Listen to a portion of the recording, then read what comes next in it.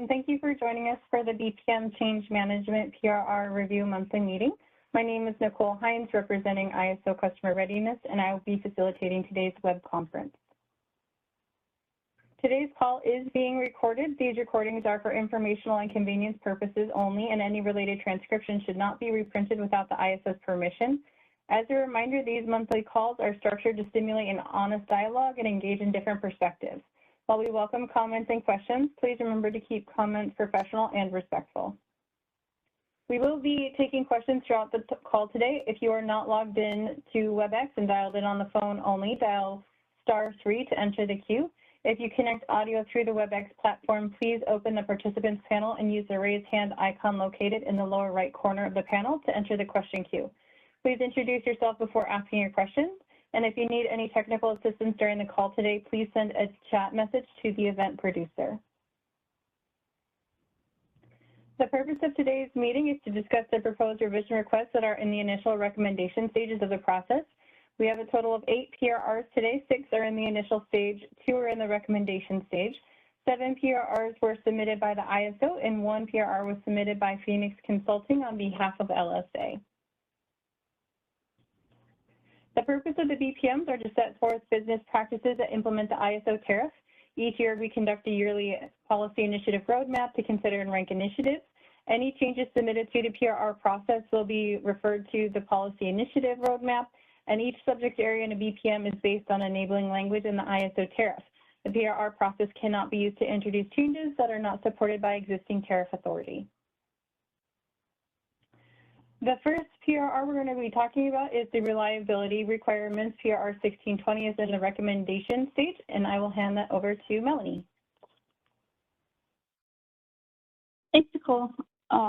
This PRR is 1620, clarification regarding eligible generating units as new use import commitments.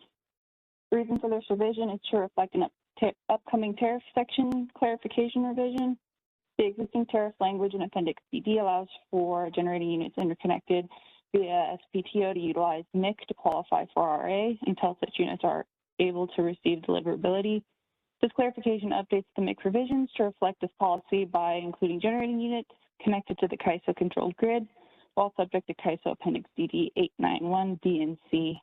There were no comments, and the comment period expired May 13th, 2025. Next step is final decision. Are there any questions for this PRR?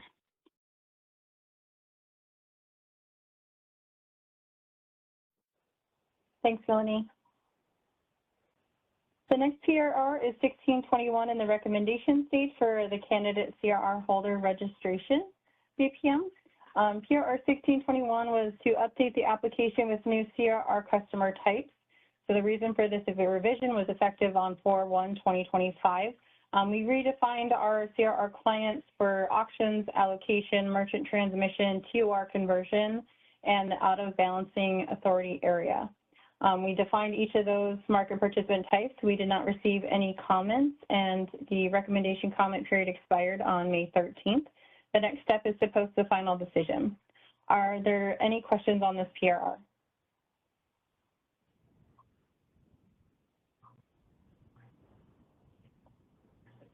All right, the next PRR is the Scheduling Coordinator Certification and Termination BPM. PRR 1624 is in the initial stage. PRR 1624 is updating the affiliate information and how they are associated in ISO systems. The reason for this revision is to clarify affiliate information and how that information is used by the ISO. We also added clarifying language to show an umbrella affiliation when 3 or more companies have a single common affiliation.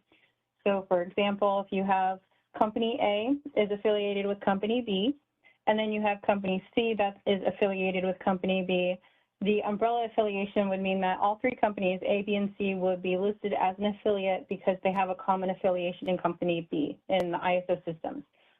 We also updated attachment B to add additional questions for onboarding to recognize additional training needs. And these changes will be effective at the end of the PRR process. There were no initial comments, and the initial comment period expired May 13th, 2025, and the next step is to post recommendation. Are there any questions or comments on this PRR?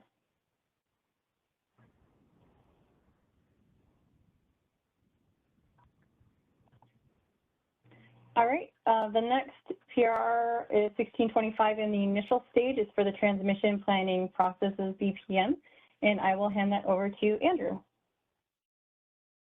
Thank you. Good morning. So this is related to PR 1625, competitive solicitation timeline for selection of approved project sponsor. The reason for the revision is to provide the option to delay the selection of the approved sponsor in the competitive solicitation process.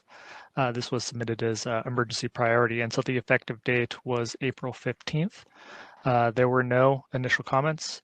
The initial comment period expired on May 13th, and the next step is to post recommendation. Are there any questions?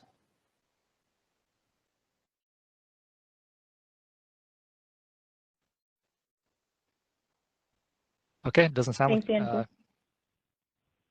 Thanks, Andrew. All right, the next BPM is market operations. PRR 1626 and 1627 are both in the initial stage, and I will hand this over to Michael. Good morning, it's Michael Martin in operations. So starting with PRR 1626, this is the activation of contingency-based flow gates in a 15-minute market, or known as RTPD. This, I don't see it updated here. Oh, it was updated. Thank you, Nicole. This PR was placed on hold just today.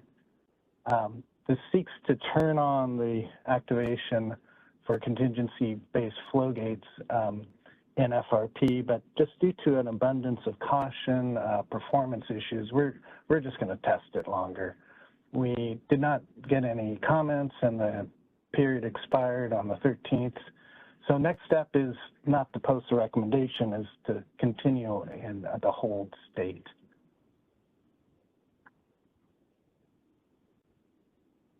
Okay, without objection, moving to 1626, I'll start us off on this one. This is adding the state of charge input to the determination of flex ramp up in the FRP engine. So it adds formulatic changes to the FRP engine, again, to account for state of charge for FRU. We did receive 3 comments. Cal CCA, WPTF, and PG&E wrote detailed comments, and we did post on Saturday morning, for those online, Saturday morning, a detailed response, which is available on this PRR. And we also have on this call a handful of subject matter experts, Sergio, the sector manager, and our storage management policy group, and Kunzao and market quality, and Dinesh, also an expert in this. So any questions, this would be a good chance because you have all these folks here. As a reminder, you can use the raise hand icon in the lower right corner of your WebEx to enter the question queue, or if you are on the phone, please hit *3. And I see one hand raised for Alva. Hi, this is Elvis Kubota, PG&E. Are you able to hear me? Can you hear me? Yes, we can hear you. Thank you.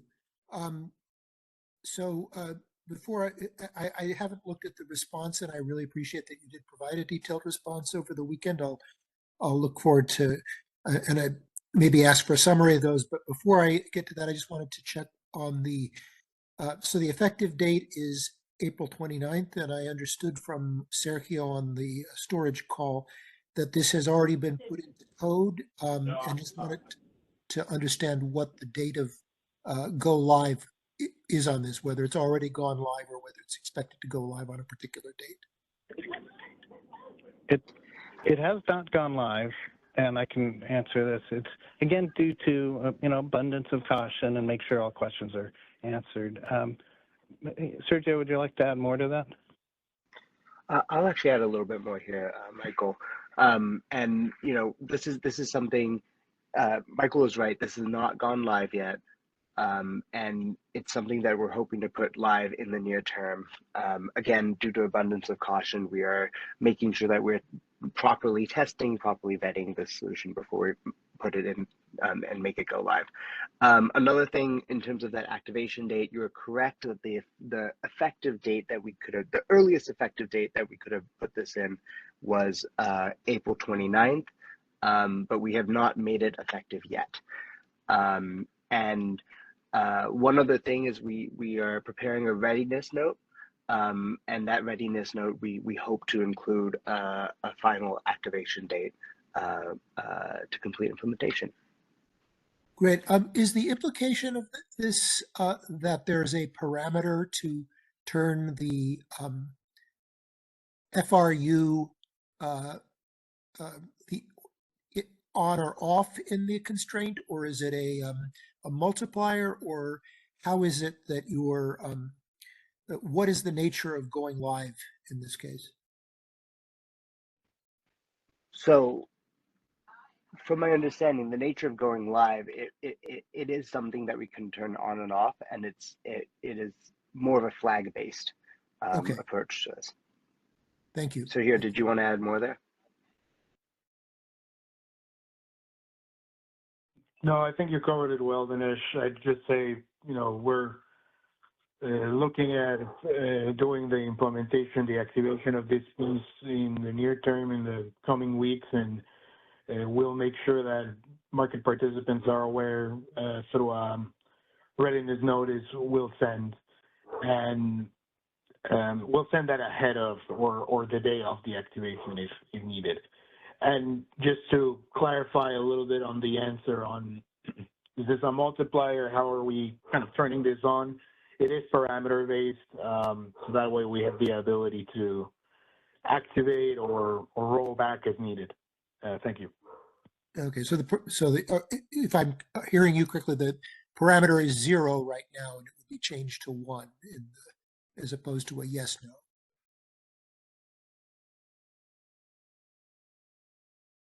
Or did I mishear what you just said? That's my understanding. Sorry, I was on double mute because my dog is going crazy. Okay. But yes, it is basically a 0 right now. We move it to a 1. It's a Boolean variable, and I don't know if there's any other clarity we can add. And just in terms of the response to the questions that were submitted through the comments, I can quickly kind of summarize a little bit of that Great. before you get a chance to look at it. But, we understand that we'll need to continue these conversations through the stakeholder initiative. This is not the end of the effort, and we'll undertake monitoring of, once this is live, we'll undertake the monitoring and report out the performance within both the storage initiative, but also our market performance forum as well, and so that folks are aware of how this is working out. That's kind of a high-level summary. Yeah. Okay, great. Thank you. I actually had just a couple of points of curiosity on the previous PRRs. Maybe if you can, this is not for you, Sergio, but first on the CRR PRR, are the different categories of CRR customer types, are those going to be made public? I know you currently, essentially publish when somebody becomes qualified to become a CRR participant. And again, this is just not out of knowledge. I'm just curious as to whether the nature of the CRR participation will be public, or whether this is information that's only in a sort of a master file category and it's not visible to market participants. That's a great question. Right now, we only show whether the CRR client is auction or allocation. Because these are new CRR client types, I will ask the CRR team if there's a plan to make that information public. So I will take that back to my team, and then please check for an announcement on the PRR. Once I have that available, I will post that on the announcement section. Thank you. I think that would be appropriate. Thank you. And then on the FRP contingency PRR, is there a possibility in that and that maybe this is what you're checking, but it seems to me like if you're enforcing a constraint in the FMM, that's going to essentially prevent certain resources potentially from getting 15-minute FR flexible ramping awards in one direction or the other.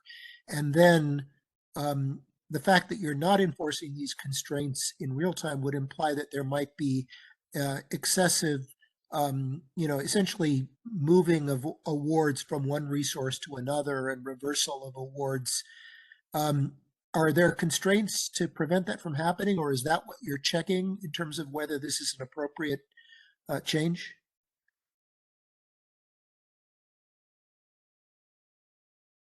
And this is not 1627, this is the previous one, 1626, I think.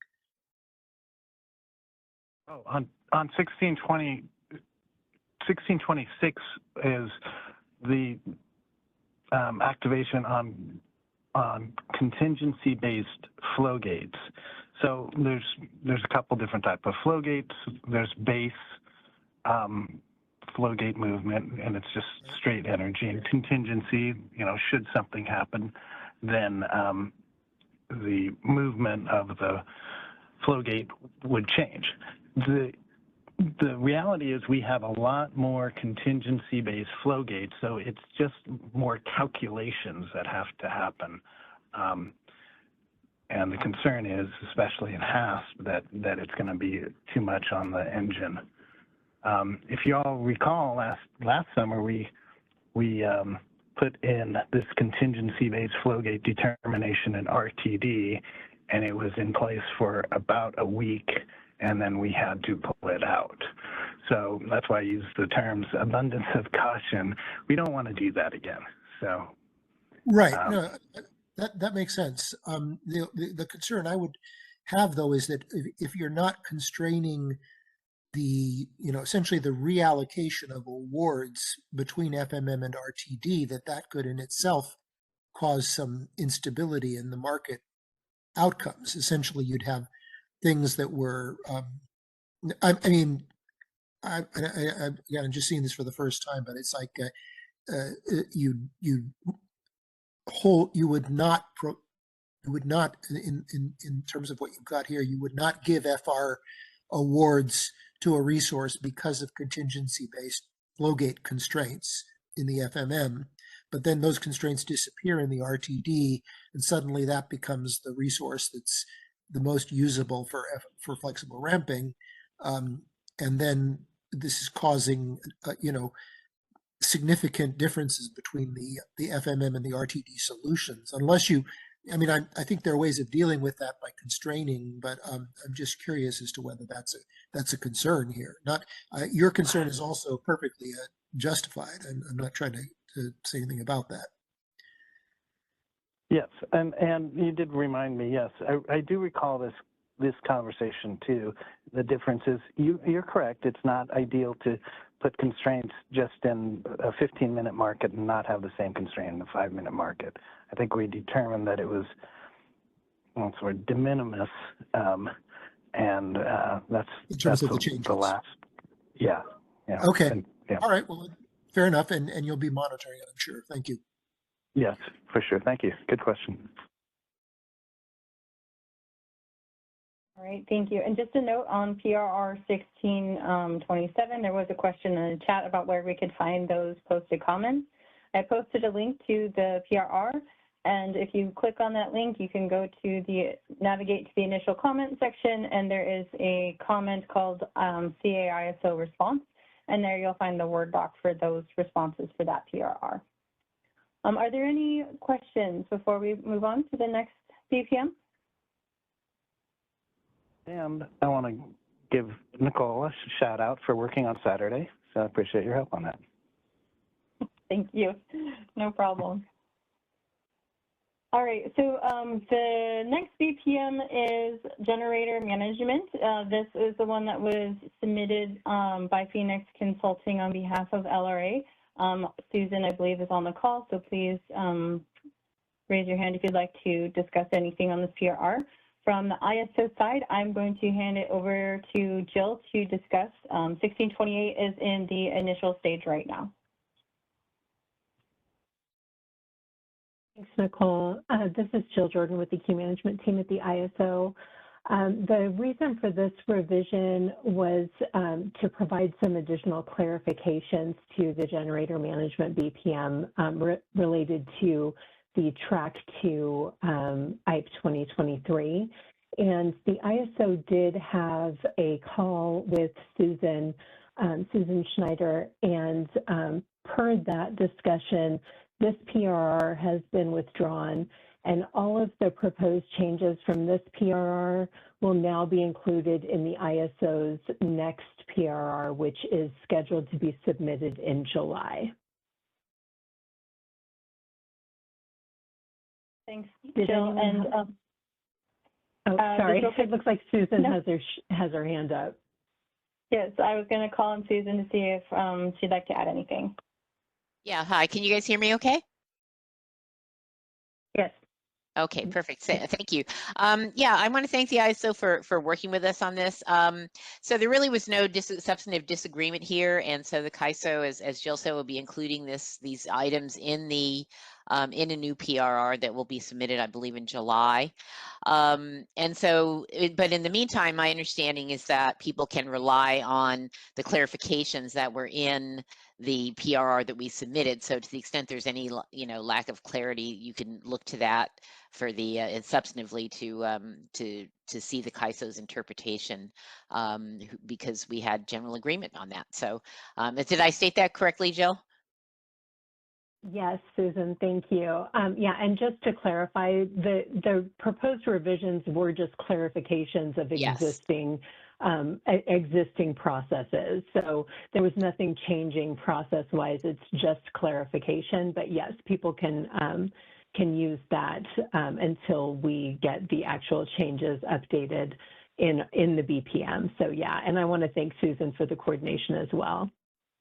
Yeah, that was very helpful. And so, yeah, and these are really just cleanup clarifications from PRR 1605. So, which were very helpful as well. So anyway, thanks to the CAISO, and we'll look forward to seeing the new PRR in July. And in the meantime, we've at least got guidance on the items that were there. So thanks so much. Thanks, Susan. All right, thanks, Jill. Thanks, Susan. Are there any other questions about PRR 1628?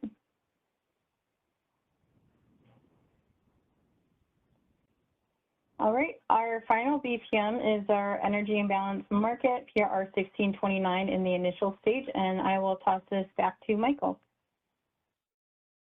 Okay, PRR 1629 adds a couple paragraphs on the ability for the ISO to opt in seasonally into AET. AET is the Assistance Energy Transfer mechanism. Currently, the ISO does it on a daily determination should we have enough or appear to lack enough RA, net RA, and other indicators, then we'll opt in.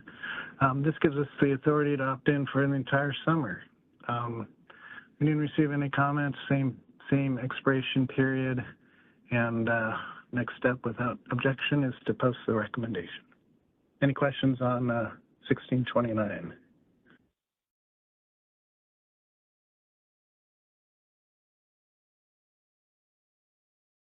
Thanks, Michael.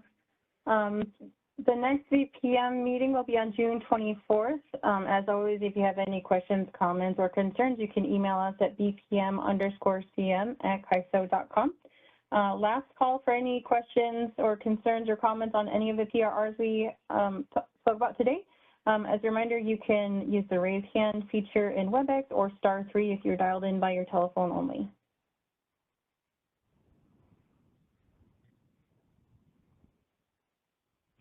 All right, I'm not seeing any new questions. Thank you all.